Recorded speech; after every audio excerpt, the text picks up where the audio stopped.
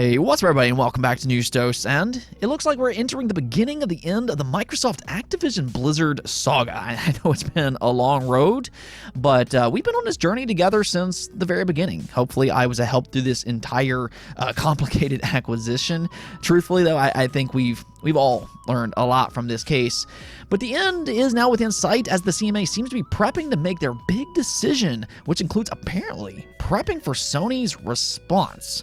Now, this is all happening amidst the FTC getting grilled at the same time, so yeah, just a lot of juicy information for all of that today. Also, the PlayStation 5 is just wow right now. The PlayStation 5 is now on a record-breaking pace, which is just crazy to think about for a multitude of different reasons. So, we'll get into that in a little bit as well. As always, though, do hit those buttons below. It helps the channel a ton, and, well, it's actually a great way for you to get that daily game news dose.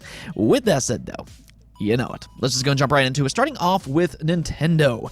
They did host a Nintendo Indie World Showcase today where they revealed a whopping 21 different games here. I will leave a link in the description below if you want to check out the full showcase yourself. It's about 20 minutes long, but as I promised yesterday, I got the highlights for you because, well, that's what we do here. So here's the best of the best, the cream of the crop, and that doesn't start with Hollow Knight Silksong. Yeah. Sorry about that. Like I said yesterday, just kind of prepare for disappointment if you want a Silksong release date.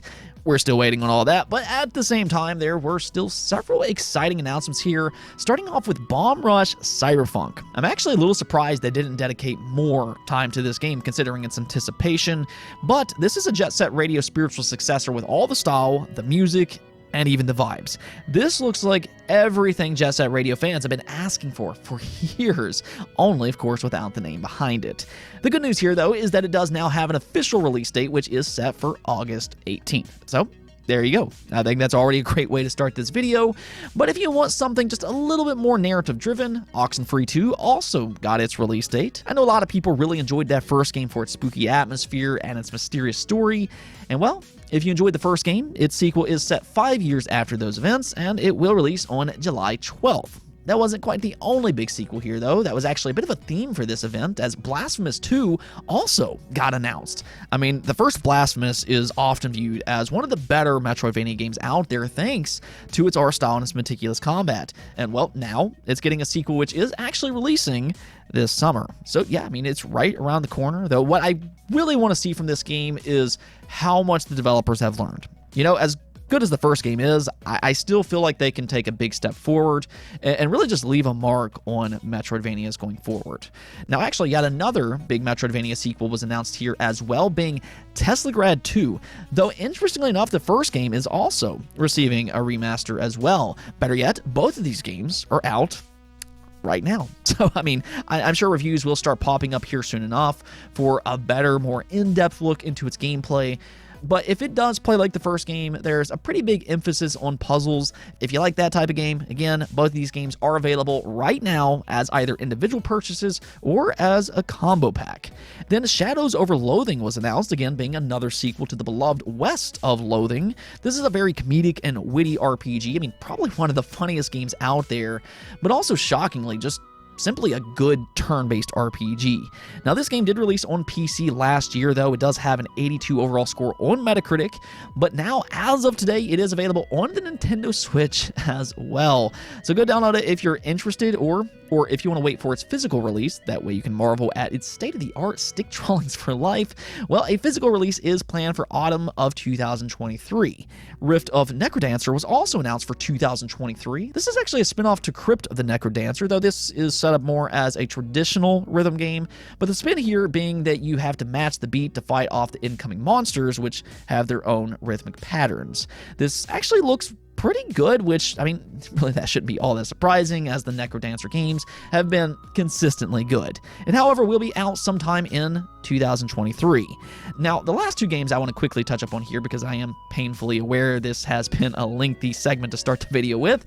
I mean, it was a good event, but we did get a release date for Five Nights at Freddy's Security Breach. That also got a shadow launch today. I mean, I don't know. Have fun figuring out which game to start off with here. There were a lot of shadow launches, but outside of all the sequels, spin-offs, and spiritual successors, There was one new IP that caught my attention here, being Animal Well. This was yet another Metroidvania game. There's just a lot of these really interesting Metroidvania games coming out, but there seemed to be some kind of emphasis on navigating through the dark and teaming up or opposing different creatures. I'd say that if anything, if you're a fan of Metroidvanias, as I very much am, well, there's a lot to look forward to here. Let's move on to our next topic, though, and this is actually for you Nintendo fans out there as well, or to be more precise, for you Xenoblade fans out there. Nintendo did just announce the Wave 4 DLC for Xenoblade 3, which is a significant update the fans, I think, need to at least know about, which is why I'm talking about it here. This is actually a story expansion being Xenoblade 3 Future Redeemed, though here's the thing. I'm not going to include its trailer, nor am I going to go into great detail as to what all it includes. The reason that I'm going about this announcement this way is because the trailer does involve spoilers to the base game. So I'm a little hesitant, I'm a little cautious in talking or revealing too much about it. If you do want to check its trailer out, though, it's an easy find. But what I will say here is that it's a prequel to Xenoblade 3 that will connect all 3 games together. And as a little bit of a surprise, this will be out next week on April 25th. I mean, Nintendo has just been so consistent this generation. They've been a well-oiled machine. I really don't feel like the Switch has had any off years whatsoever, but in a rare occurrence for any console, it almost feels like the Switch just rarely has an off month, period. I mean, nonetheless, though, if you do like Xenoblade, and if you finished all 3 mainline games, its new DLC sounds like a must-play. Again, it will release on April 25th. Let's go talk about that Activision Blizzard acquisition now. I know this has been a long road coming, but after the just overly chaotic year of ups and downs regarding this buyout, the end is finally nigh. The drama is almost over, or at least somewhat, because the CMA's final decision is looming. Their final decision will be made public next week on April 26th, and whatever they decide could act as a little bit of a domino effect here. Now, we'll come back to that here in just a moment, but a week ahead of their final decision, we actually got a hint as to what to expect. Now, to put this short, and if this is all you want to hear, this is very good news for Microsoft. But with a little bit more of a long description, what's happening here is that a new report made its way online where it was claimed that the CMA did something quote-unquote exceptional and very unusual that was probably done to mitigate the risk of a third party to question the final decision. This was posted up by Equity Report and then shared by Idis over on Resetera with his point of view, which, I mean, he's been such a boon throughout this entire saga. Just a big shout out to him as usual. But what this means is that the CMA is likely to approve the buyout, and they know that Sony will be upset about it. So what they're doing here is they're prepping to shut Sony's attempt down to appeal their conclusion before it's even made public. Basically, they're dotting all their I's and they're crossing all their T's in favor of Microsoft. Now, with all that said, a lawyer did also claim that the CMA is expected to impose behavioral remedies, which by this point will be linked to cloud streaming. So more or less, I'm sure that Microsoft will need to make Activision Blizzard games available to multiple cloud streaming services, which, as we've already seen, Microsoft is more than willing to do that. They've already signed several 10-year contracts with cloud-based platforms, and that could continue onward. All in all, though, I mean, everything seems to be in place right now, and according to this report, it appears that the CMA will announce the approval of Activision Blizzard next week, which, I mean, really could be the beginning of the end of this entire saga. After that, that's where that domino effect really could start to take place. The EU, by all indication, is likely to approve it next month as well. Their final decision is scheduled for May 22nd. At the latest, it could happen sooner. But yeah, if both of those find no issue with the acquisition, I mean, they might do some behavioral remedies, but if they both approve it, then the FTC being the final hurdle will be in an even tougher spot than they're already in right now. I mean, I think that we've kind of known this for a while, but the FTC hasn't exactly followed regulations by the law. And even the House Committee on Energy and Commerce seems They seem fed up with Lina Khan's idealistic approach. They did grill her yesterday. There's a lot of videos circulating about this, but they're scrutinizing her decisions right now. They asked why so many people have left the FTC, noting that those same people were concerned with her direction, which is a very, very bad look for her. They said she was undermining American companies, and they even point blank asked her why she's siding with Sony in the Microsoft Activision Blizzard acquisition when Sony currently has 68% of the high-end console market. They did not seem pleased at all about her decision-making and her direction with the FTC, and they seemed less than enthused by her non-answers, which means, yeah, the FTC is not likely to receive the budget increase that they wanted. And that right there, that spells bad news in fighting against Microsoft. So when you combine that with the CMA and the EU's decision here, you have to kind of wonder if the FTC will cave soon thereafter. I mean, I don't know. Lina Khan is pretty stubborn from what it seems. So we'll see about all that.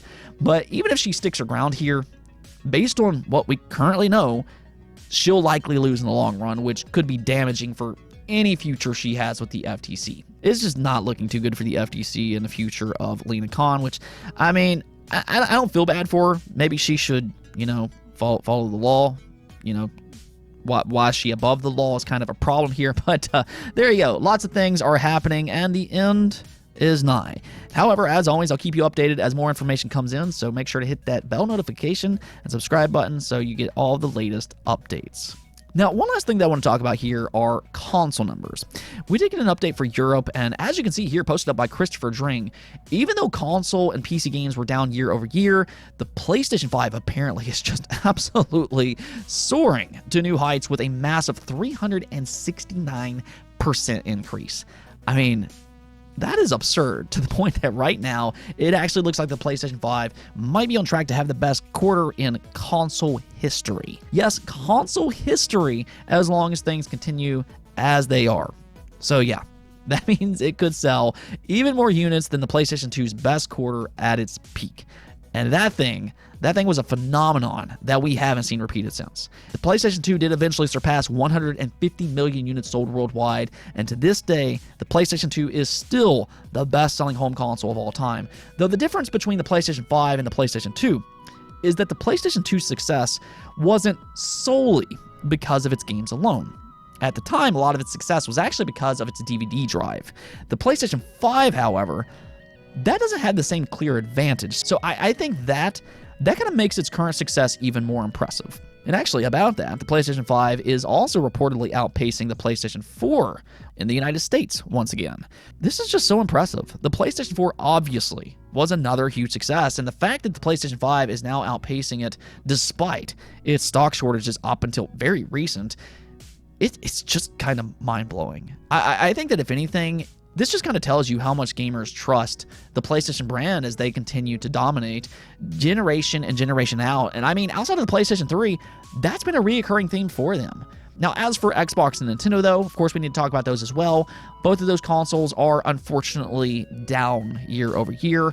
The Switch is down by 18%, though, I mean, it is 6 years old, so I mean, I think that's relatively expected. Though, as for Xbox being down by 10%, that's a little bit more unsettling for Xbox, as it's still pretty early in the generation. That's not something that you exactly want to hear this early on, but I mean, at the same time, I don't think that this is necessarily as alarming as some people might make it out to be. I think for Xbox, once those newly acquired studios start to drop games a little bit more consistently, that's really been their big problem this generation, incorporating these new studios amidst active contracts pre-acquisition. I mean, it does take a lot of time to develop games, but I think once they start to settle in, things will start to pick up for them eventually. Starfield is a big release later this year. That'll probably help. They have Forza coming, Fable, Hellblade 2, Perfect Dark is in the pipeline. Same with Elder Scrolls 6. That's another huge release.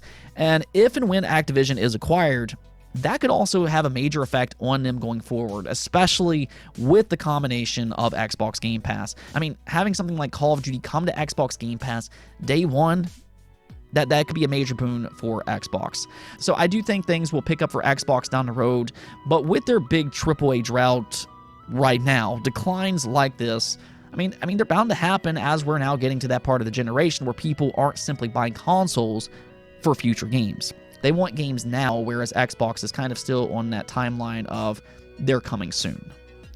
Let's go take a look at the poll of the day, though, and with that event happening earlier today, I wanted to ask you, well, what letter grade would you give Nintendo Indie World 4.19.2023? And as you can see here, the majority of you all gave it a C, with 35% of you all voting for that, 30% of you all gave it an F. That seems a little harsh, but then 16% of y'all gave it a B, 11% gave it a D, and then 7% gave it an A. I'm actually a little surprised by the results here, as I thought it was a fairly good showcase. I mean, yeah, it is lacking in Hollow Knight Silksong, but I mean, at the same time, there was a lot of exciting sequels here. Bomb Rush Cyberpunk, I know a lot of people are excited about that. Oxenfree 2 got a release date. Blasphemous 2, I know a lot of people like the first game. I mean, I thought that there was a lot of interesting games that showed up here, so I'm a little surprised by the results, but I mean, you know, fair enough if that's what you all thought. Who am I to dispute that? What I will say, though, is that for me, you know, I think for me, I'll go ahead and give it a B-. Anyways, though, that's it for this episode, but if you liked the video, don't forget to hit the bell notification and subscribe button for more content just like this. Also, if you'd like to support the channel through Patreon, thank you for making this content possible. Peace out.